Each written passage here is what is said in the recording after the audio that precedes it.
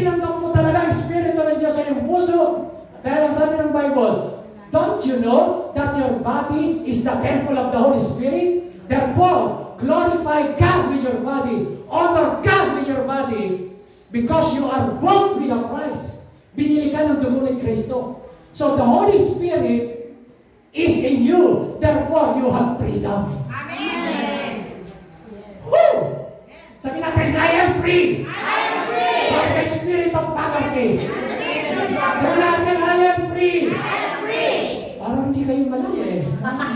I am free. Ano sabi ng Bible? Where the Spirit of the Lord is, there is Freedom. may freedom ka. Isabihin, wala ka na sa pagkaalipin ni Satanas. Hallelujah. Pinalaya na tayo from the spirit of vices. Pinalaya na tayo sa tawid. Hallelujah. Pinalaya na tayo sa sogalan. Pinalaya na tayo sa marites spirit. Hallelujah. Sino ang pinalaya sa marites spirit? Ha? From where the Spirit of God is, there is freedom. Sabi natin, I am free. I am free. From the Spirit From the Spirit of Jesus. of Jesus. Amen. Woo! Sabi ng Bible, kung saan meron, alam niyo po ba yung salitang transformation? Ang sabi nun, and we all, with unveiled face, beholding the glory of God, are being transformed. Sabi niyo, transform. Sa Greek word po yan, metamorphosis. Ang metamorphosis po, kung nakakita po kayo ng butterfly, nagsisimula sa tadpole, tapos yung kokon, tapos makikita niyo po magiging butterfly, hindi ka agad merong pakpak. Amen? Amen. So kaya mga Kristiyano, hello mga kapatid, tingnan niyo, kapag nasa yung Espiritu ng Diyos, ang sabi ron, papaguhin tayo ng Diyos from glory to glory. Amen. Kada punta mo ng church, on the rock Sunday, pag-uwi mo, may binabago sa iyo. Amen. Amen. Kada simba mo, kada punta mo rito, hindi yung, kada punta ko ng church, busog na busog ako.